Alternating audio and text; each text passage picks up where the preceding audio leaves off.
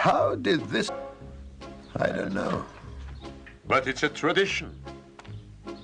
And because of our traditions, every one of us knows who he is and what God expects him to do.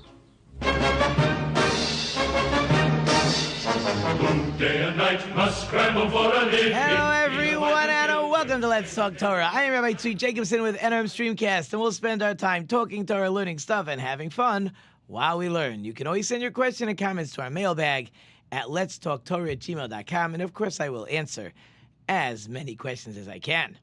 And of course, the all-important webpage. You can check out our webpage at letstalktorah.net. That's letstalktorah.net. The archives are there. The new shows are there. You can leave your questions and comments. And, of course, the all-important donate button. You can help the show. You can help us continue to do what we're doing, to spread the word, to teach people Torah. And if you could hit that donate button, there's 4 different levels. But, of course, if you'd like to give more, that's also greatly appreciated. And less, of course, is also accepted. You want a shout-out. You don't want a shout-out. You want anonymous. That's what people seem to like. But in any case, all your donations are greatly, greatly appreciated. And, of course, we are still in the top 10 in FeedSpot's 10 Best Jewish Podcasts, book podcasts. Today we happen to be at number 4. I'm not sure how they fluctuate back and forth, but we are doing amazing and, as always, greatly appreciated. So last week, I drove my daughter to camp. So we leave the house around 6 o'clock in the morning.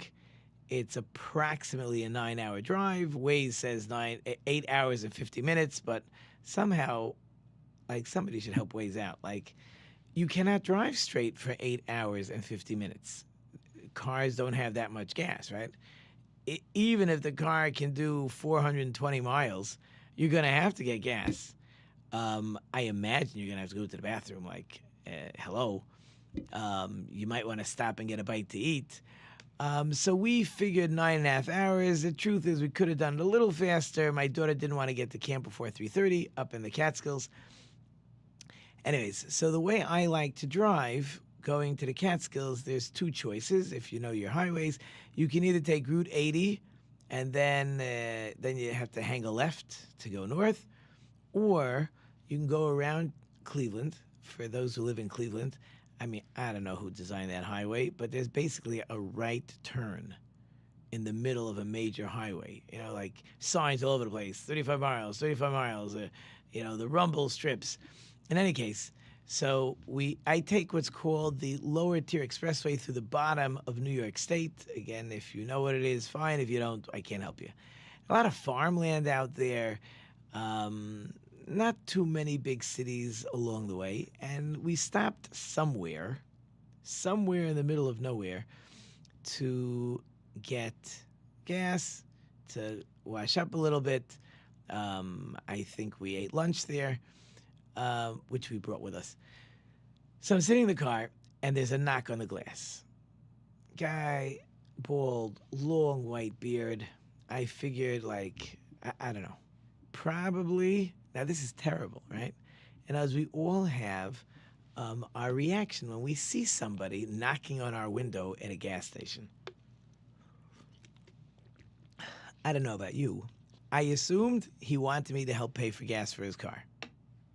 I'm sorry, that was my assumption, because it's happened before. It happens here in Detroit. Somebody will say, "Oh, sir, could you please give me a few dollars for gas? And I have to get home and I don't have any money on me." They are telling the truth. They're not telling the truth. Anyways, I roll down the window. He says, "Sir, can I shake your hand?" You want to shake my hand? Yeah. Can I shake your hand? Now, I was dressed in the car the same way I'm dressed right now. I may not have been wearing a tie. I don't remember. But otherwise, white shirt, looking the way I look, with my glasses. It's easier to drive with the glasses.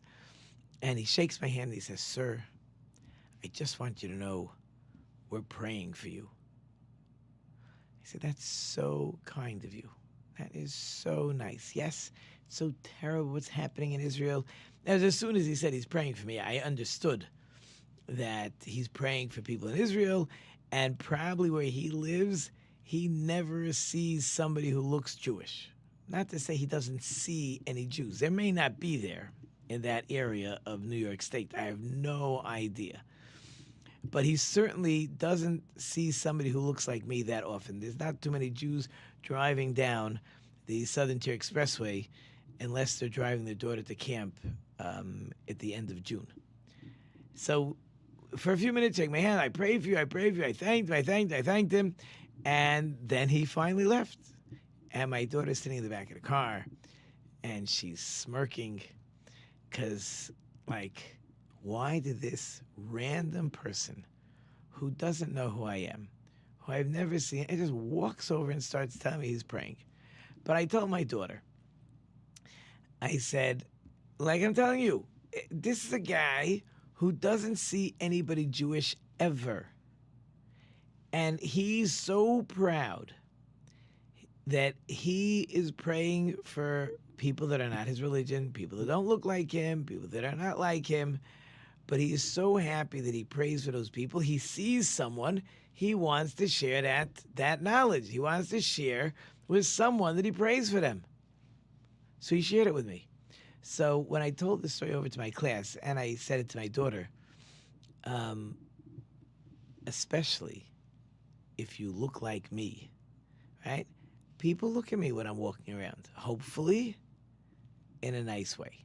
Hopefully they want to be helpful. I know it's a crazy world.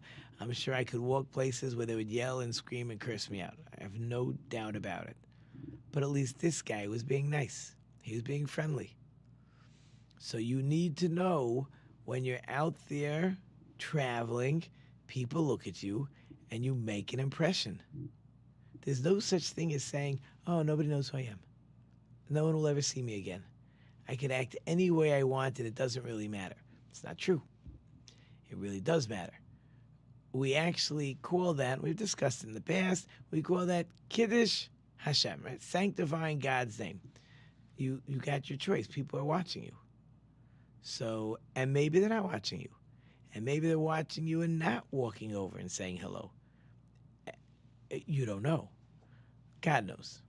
Right? So it's just, it was just an interesting story that happened to me last week. From there, I went down to Muncie, visited my mother, went to a bookstore. I haven't been there in years. They changed location. And again, you know, it's amazing what happens when you're friendly. So I see the owner. I haven't seen this guy, I don't know, 20 years. And I did not know that that he wasn't well.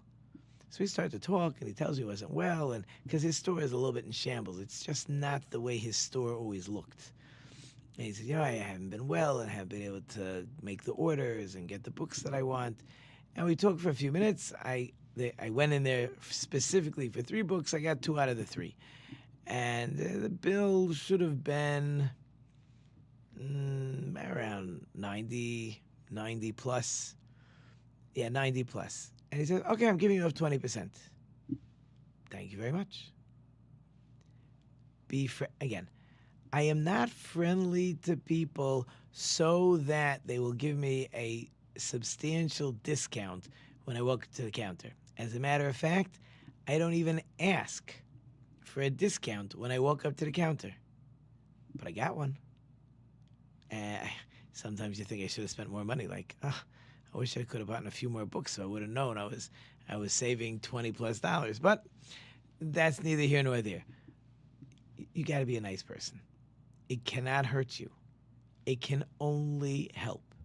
And there I've given you 2 fresh news stories. There are more stories today, but 2 fresh news stories. So the Torah portion this week is called Korach. Korach is famous, unfortunately, for a bad, not a good thing. He started up with Moses, and this fight was not a good fight. And it's interesting, Rashi says at the beginning of the Torah portion, you know, sometimes you gotta look for, something to talk about, a lesson you can learn. You got to dig deep. You don't have to dig deep in the Torah portion of Korach to figure out the lesson. The lesson is you can't fight. Fighting only causes tragedy. Fighting is terrible. Does it mean that you never fight for your rights? You never stand up for yourself? Of course not.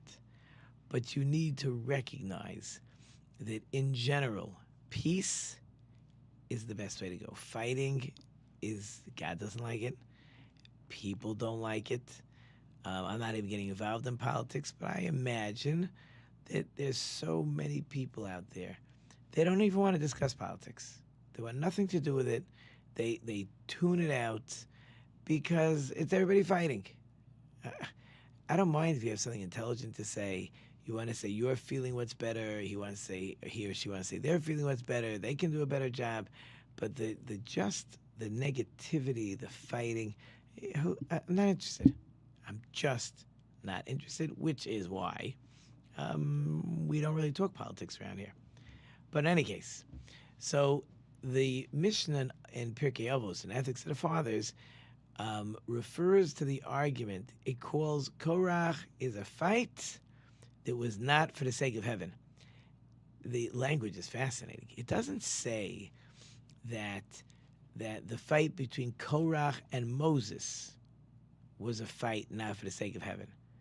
It says the fight of Korach and his gang was a fight not for the sake of heaven, which is just on its own that tells you what's going on over here. While the argument between the great academies of Hillel and Shammai was an argument for the sake of heaven, meaning we can have a disagreement. We can have our own views, our own opinions. And I'm going to try to prove that I'm right, and you're going to try to prove that you're right. Nothing wrong with that.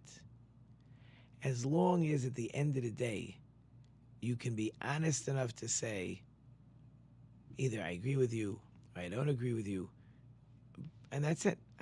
I'm just trying to figure out what God wants for my life. Korach was not trying to figure out what God wanted.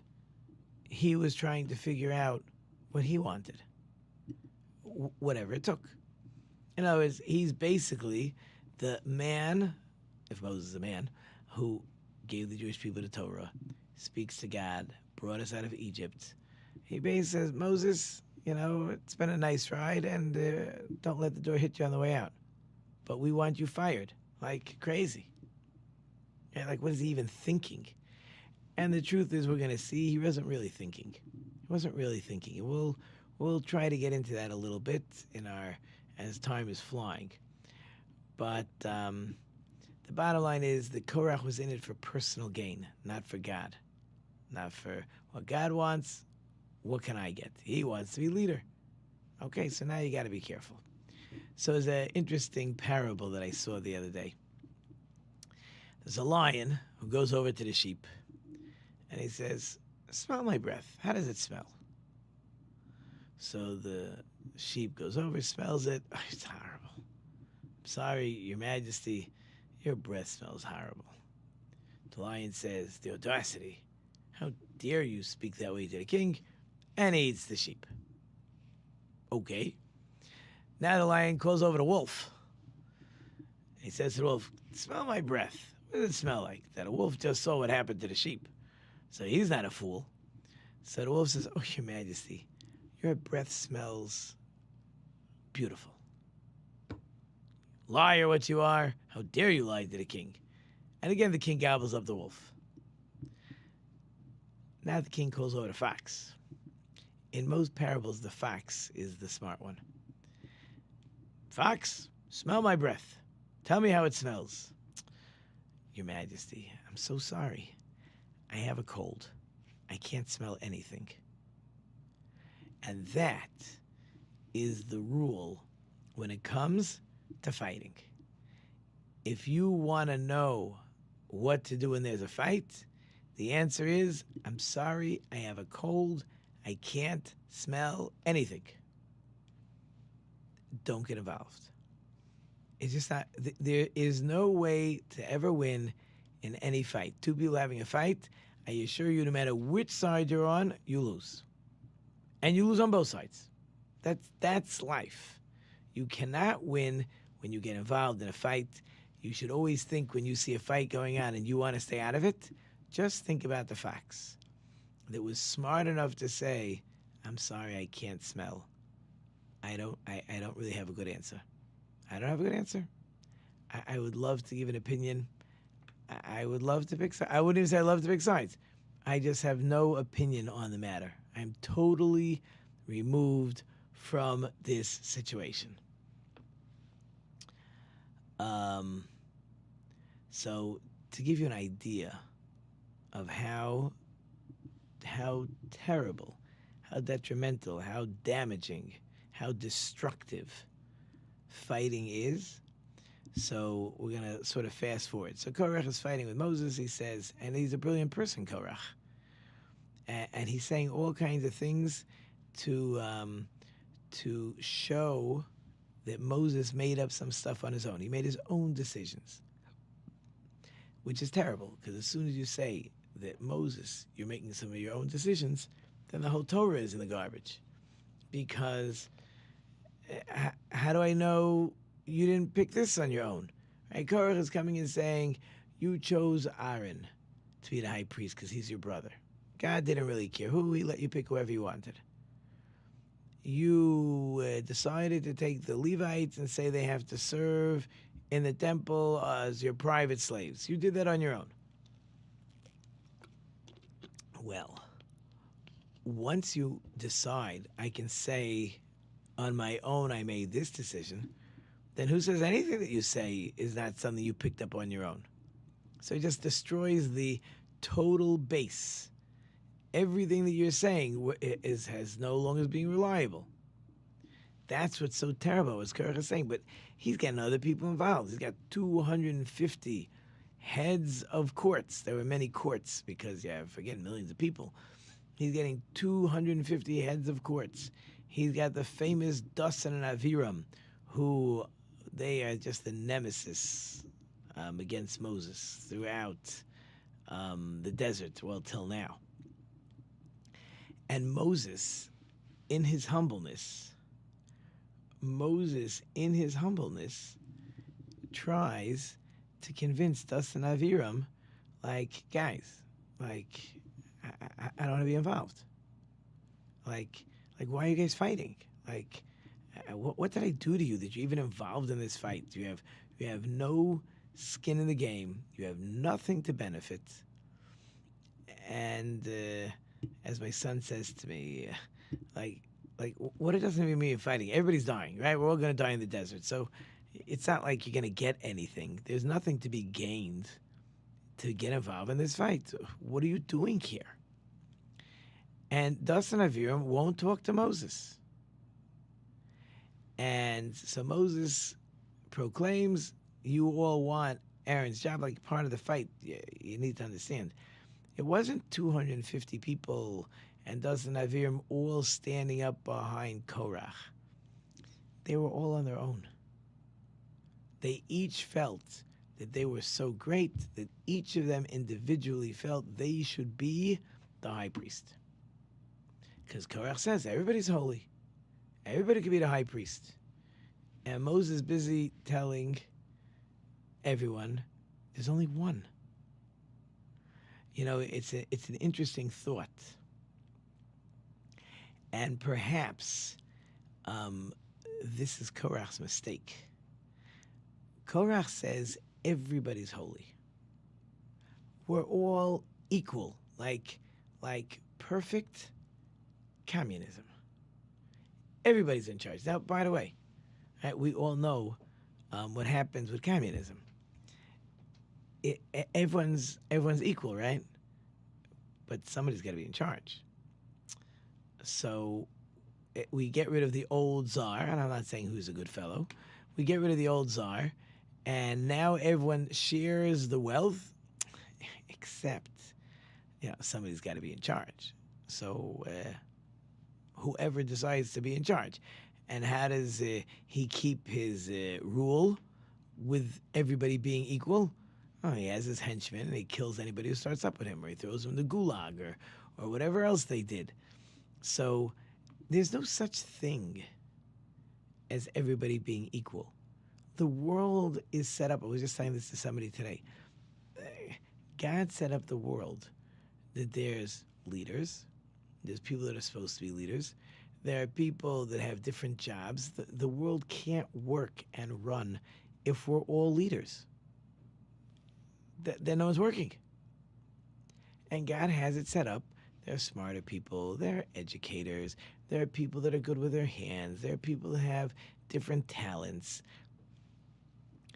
And then there are people that have the talents of being leaders. Somebody once said, if you would take all the money in the world, take it away from everybody, and put it in a big pot, and completely divvy up all the money in the world, I can't tell you how long it's going to take. But it doesn't take too long that those guys that are the billionaires, the multimillionaires, they're again wealthy people. And the people that are down on their luck are back down on their luck. And the people that are the workers, they're back working. And the people running organizations are running organizations. And it's everywhere that way because we have our natural talents. And some people are ruthless and some are not, yes. But that is the world that we live in. There's different types of people. And yes, you might all be holy, but you're not all leaders. That's not the way the world was set up. As a matter of fact, I just was studying a piece of Talmud that talks about how we're talking about righteous people in this way, but the great Jewish leaders have special souls, and those special souls are sprinkled throughout history. Right? So on God's report card, as we've said 100 times, on God's report card, I'm being judged by what kind of soul God gave me. What kind of talents did God give me, and did I use them to the fullest? Not everybody is set up to be a great rabbi, a great Torah scholar, but everybody is set up to serve God with the tools that the person was given. And some will be plumbers, and some will be electricians, and some will run companies, some will be teachers, some will be bus drivers. It doesn't really matter. Nothing against bus drivers. I love bus drivers. I couldn't be a bus driver. It's too hot. No air conditioning. What should I tell you? Somebody once said, there was a bus driver who wasn't happy with his job, and he wanted to quit, and the head of the school said, I don't understand you. Do you understand how lucky you are? Do you understand that every day you deliver, however many circuits he has to make on his bus, but 50, 60, 70 children, you pick them up from their home, you bring them to school so they can study Torah. It's like you're delivering Torah scrolls. And the man was like, whoa, yeah, I am doing that. Okay, I'm going to keep my job. You don't have to be super talented. I'm not, again, not taking anything away from bus drivers. It's not one of the high-level talent jobs. But it doesn't mean it doesn't have a important purpose, and that someone who that is his talent or her talent, then do it. I got to serve God with my talents, right? I can't fool myself into pretending I have talents that I don't have, and therefore I must have a different job. That's not what I'm here for. I use the talents I have, and I serve God with those talents. It's that simple. So what happens? So getting back to our point. So Moses tells Dasan Aviram, he says, why are you guys fighting? And all they do is continue to fight. So what happens? So the next morning, everybody has to have the fire pan. They all have a fire pan. It has the incense on top of it, and Aaron has his, and the 250 have theirs. And Moses makes a proclamation, like the whole Jewish people has come to watch this event unravel. And the people, the truth is, are confused. They're just not really sure what to do. So they're gonna watch the fight and see who wins. which is part of the problem. They should all stay at home, or at least understand you're behind Moses. Like they should have gotten rid of these guys and said, "What are you guys doing?" Instead, they all come to watch the show.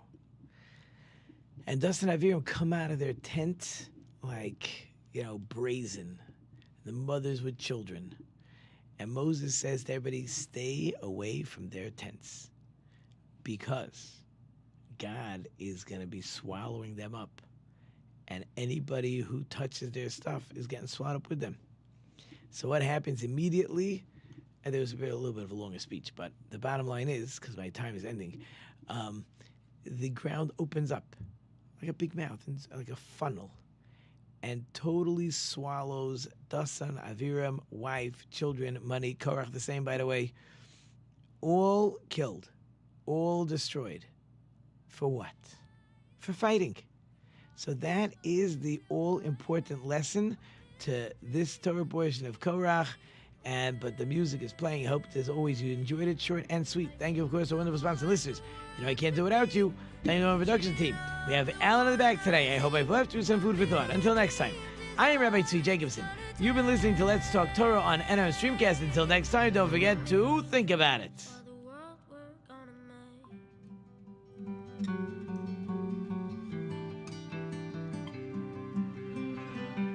There's a house we can build. Every room inside is filled with things from far away. Special things I compile each